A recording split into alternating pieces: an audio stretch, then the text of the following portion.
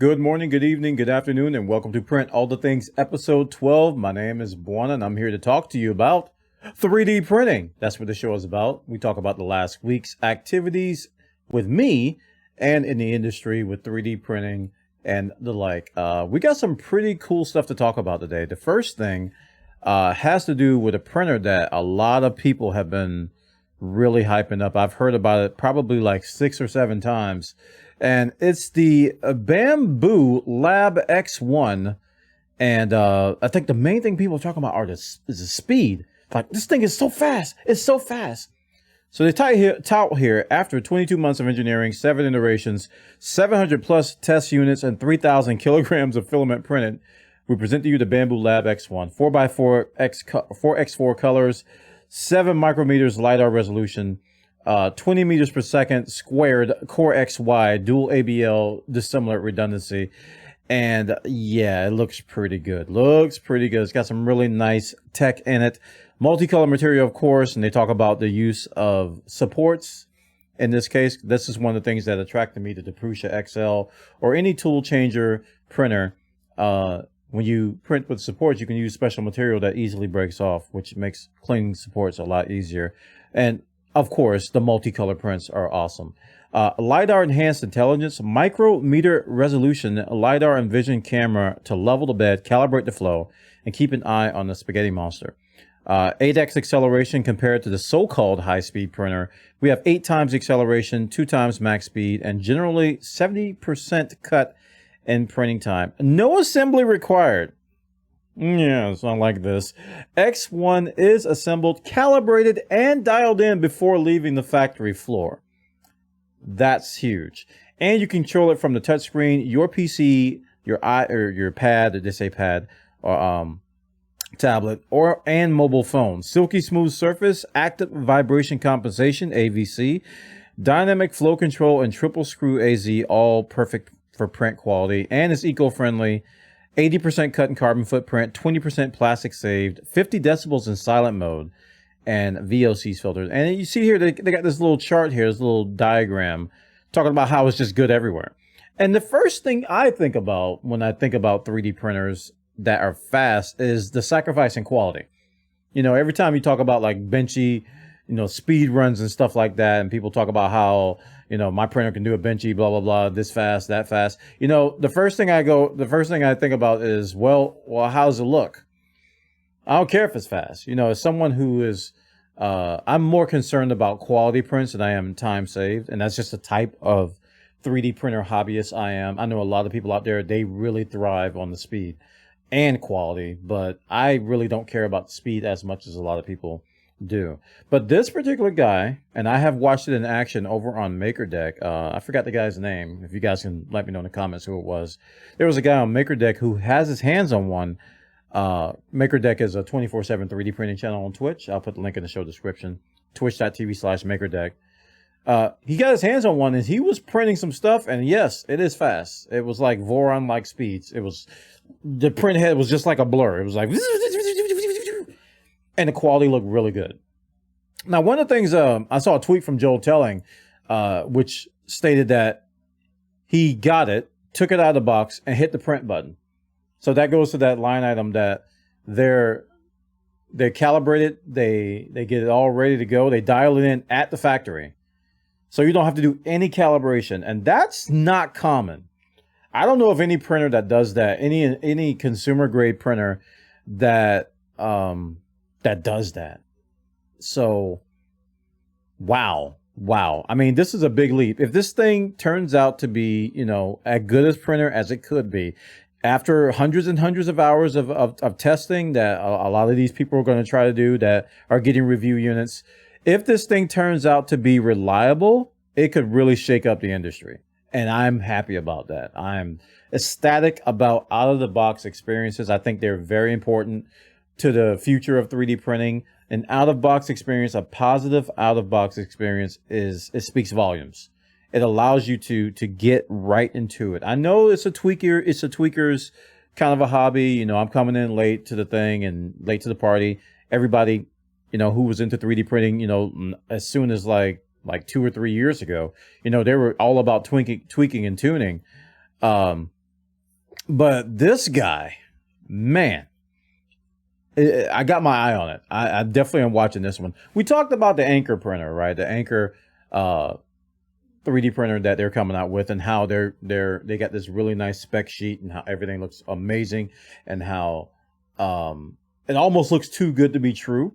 This printer's kind of in the same boat for me. It's like, wow, how can something be that fast, calibrate out of the box, and that have such good quality? And the price, I think the price tag is $1,000 for the base model. Yeah, I think it's $1,000 for the base model, and that ain't too bad. You know, given the spec sheet and the speed and the features. They say MSRP is $999. You can get early bird specials for $699, $799, blah blah blah. But MSRP is what I pay attention to. The whole Kickstarter early access stuff. I don't like 3D printers being in that category. It rubs me the wrong way. That, you know, that's kind of one of the things that Anchor is doing that you know, kind of raised a red flag for me. Is that I don't like Kickstarters with 3D printers, but I'll pay attention to it. I'll watch it. I'm not going to drop any money on it. If they want to send me a review unit, I'll check it out. No, I will definitely check it out. If they want to send me a review unit, I will be happy to check it out. But I don't want to spend any money on this until it's actually out. You know, it's got a lot of testing.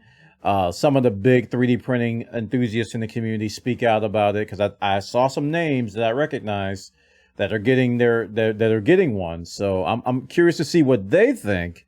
And after their testing, because I assume they're going to do a lot of testing on this thing. So I'm excited about it. It looks like a great printer. We need more like this. Let's hope more comes. You know, the Prusa XL is going to be something in the kind of like the same category as this. You know, it's going to have a lot of smart things on it, like smart leveling and stuff like that. I don't know if the Prusa XL is going to come out of the box completely tuned. I don't think that's going to happen. But the 3D printers, we're seeing a trend now of 3D printers getting smarter and smarter and smarter and smarter. And I think that bodes well for the community. It really does. So I'll put the link in the show description at bambulab.com. This X1 printer, man, it is giant. It's giant in the news. Everybody's talking about it. Everybody's buzzing about it. Okay. That was the news. Let's talk about what's on the printer. What is on the printer? So first off, we've been printing with Polymaker Filament. I don't have the logo. I'm sorry, Polymaker. I don't have it. I just got a new computer, so I'm setting things up. And yay, Bwana got a new computer.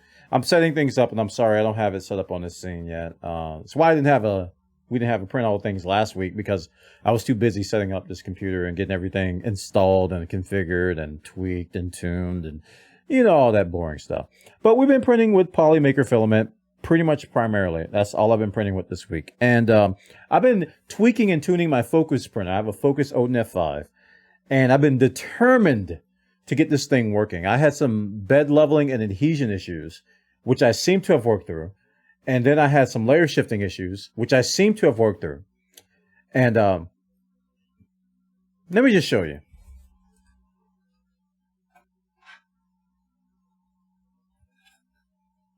We printed Eggman, right? We printed Eggman. This is a nice model from Wekster. Just came out. Eggman from Sonic.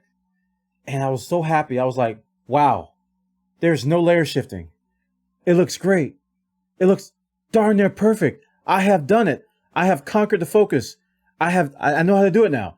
I am officially a 3D printer enthusiast. But it's stuck. I tried. I have tried everything that I know to get this off. Alcohol, freezer. I had Kent look at it and lick it. Kent is my dog. That didn't work. He didn't lick it. I'm joking. It's stuck. This is the permanent home of Eggman. So what I'm going to be doing for the Focus is I'm going to be getting a Ulti-Stick upgrade for it. I'm going to get a magnetic PEI for it. Because this glass and Bwana, we don't like each other very much. We get along sometimes, but we quarrel. And we argue with each other quite a bit, don't we? Yes, we do. So the permanent home of Eggman is here. This will be a great display. Maybe I'll print some kind of a thing to put underneath it and put some decorative stuff around it, tape it on here. I'll make it look like I meant to do this because this is not coming off. This is permanently adhesed to this glass plate. So we're gonna be getting ourselves. I've already priced it. We got some magnetic PEI sheets over on filament1.com. I love Ulti sticks. I have 2 of them already. I have one on my MK3S and one on my minis. So we're gonna get a magnetic kit. I think it comes about 60, 70 bucks all together when you get the adhesive and the plate. For the Focus, the 235 by 235 kit. It's permanent. I'm sad to say I thought I got it, but apparently it was a little bit too adhesive for me. But prior to that, that is in the Polymaker Polylite Silk Blue.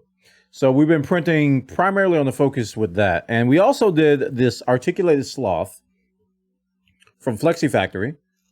This is a very popular model that you see on other shows. You've seen him. It's a very cool looking guy. You can just have him hanging off of various stuff in your house.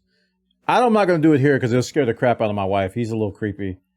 I can handle it, but I don't know if my wife can. She might smack it, punch it, kick it out, drop kick it or something. I don't know. But this came out pretty nice. This one, it had some.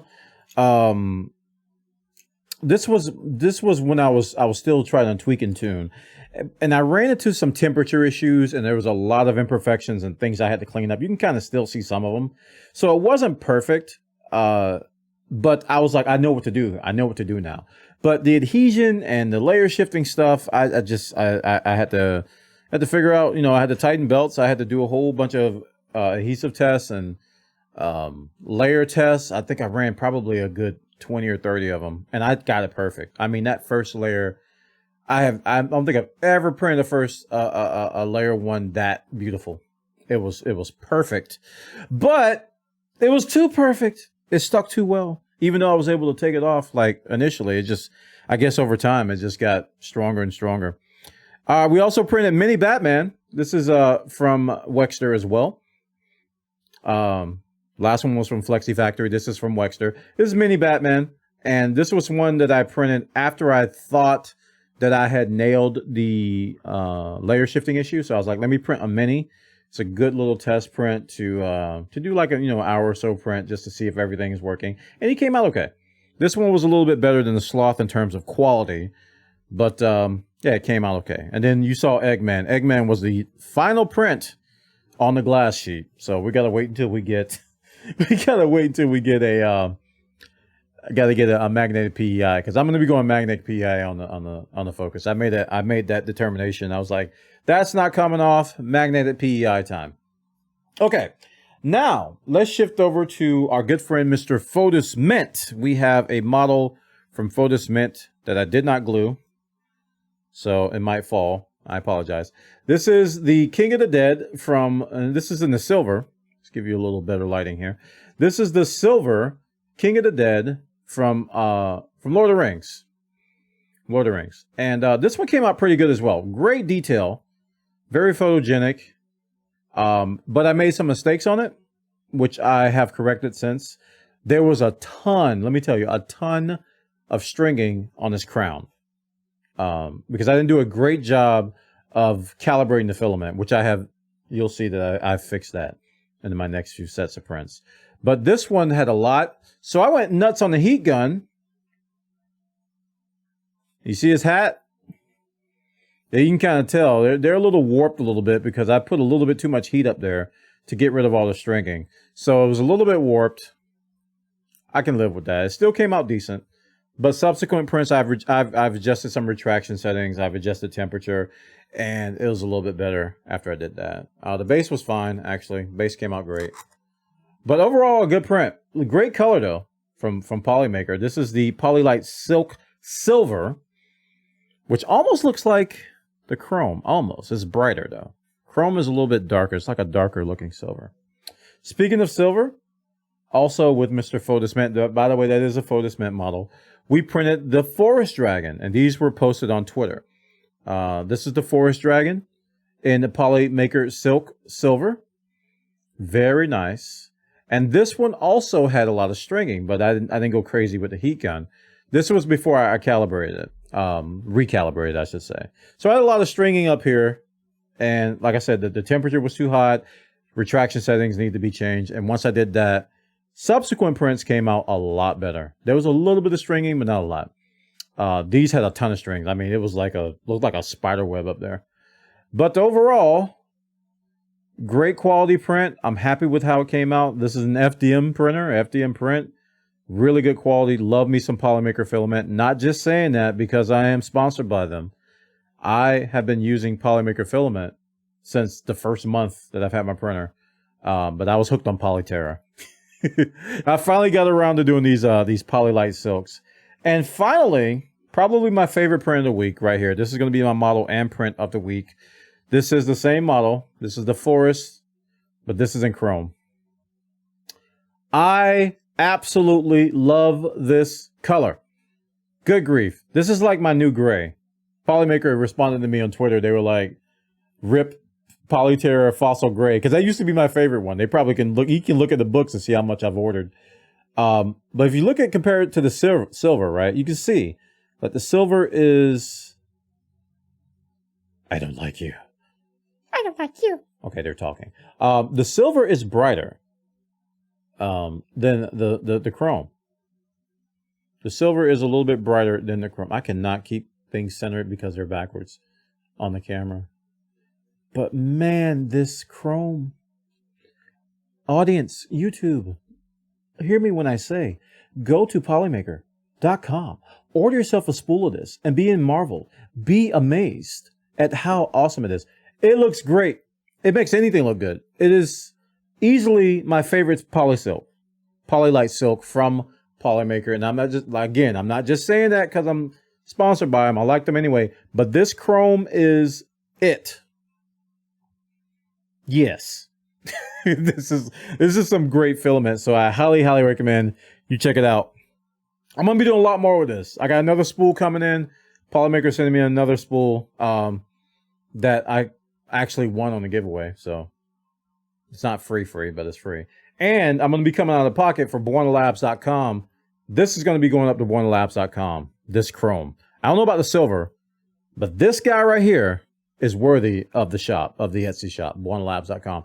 Really, and I've tuned the printer a little bit more, so there was a lot less stringing up here on the horns. Even though there was some, it was a lot less once I adjusted retraction settings and temperature. This one's going up on Bwana Labs. This thing is nice. You want this. So when it goes up there, you buy it. Okay, go buy it.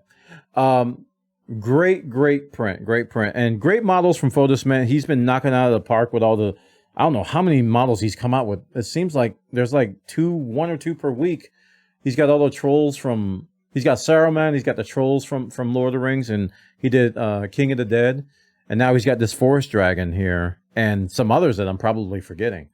I got a bunch to print from Wekster as well in that chrome. I think we're going to be probably going through my entire bus library on Bwana Labs, and they're going to have a chrome variant. That's how much I like that filament. So definitely check it out. All right. That concludes this episode of Print All the Things. I encourage you all to drop by my live stream at twitch.tv/Bwana. We stream almost every day at 3 p.m. We play video games while we 3D print. So you'll see my 3D printer in various scenes, and we'll be talking about 3D printing while I'm playing various games like Final Fantasy 14, Battlefield 2042, PlanetSide 2. This week I'm going to be doing a sponsor stream of a game called Fractured Online, so we'll be seeing that. I even played things like Power Wash Simulator. I walk around with a power washer and just clean stuff while we talk about 3D printing and talk about tech and talk about gaming and stuff. So it's a great place to hang out. Come by twitch.tv/Bwana. I also want to thank my Patreons at patreon.com/Bwana. Thank you so much for supporting me. You guys make this happen in my 3D printing efforts, both here on Print All the Things on my YouTube channel, also on my Etsy channel at BwanaLabs.com. Also my Twitch stream at twitch.tv/Bwana. And anything I do on social media, whether it be Instagram or TikTok, patreon.com is the best way to support me in those endeavors. And everybody on there has been doing a great job of helping me out. So thank you so much for making this full-time engagement much more easier than it could be had it not be for your support. So thank you so much at Patreon. All of you guys, all my Twitch subs, I love y'all too. Twitch subscribers, Twitch supporters, you guys come by. You guys hit me up with bits. You hit me up with tips. You hit me up with subs and stuff. So thank you so much for the support there as well. I also want to thank again Polymaker and Focus. Focus did send me that printer that we're talking about. We're going to get it working. Don't worry. Focus, thank you so much for supplying me with that printer so we can play with it, try it out, do something outside of the Prusa land. That's my first 3D printer that's not a Prusa. So we're actually learning more about 3D printing through that. So thank you, Focus. And also thank you, Polymaker, for supplying us with filament and sponsoring the stream. Love the filament. I do. I can't say enough good things. And I know I sound like a shill, but I was a shill before they even sponsor me. So it's natural. It's easy. All right, guys. Thank you so much for listening, watching, and I'll see you all next week. Thank you so much for being awesome. And remember, print all the things. Bye.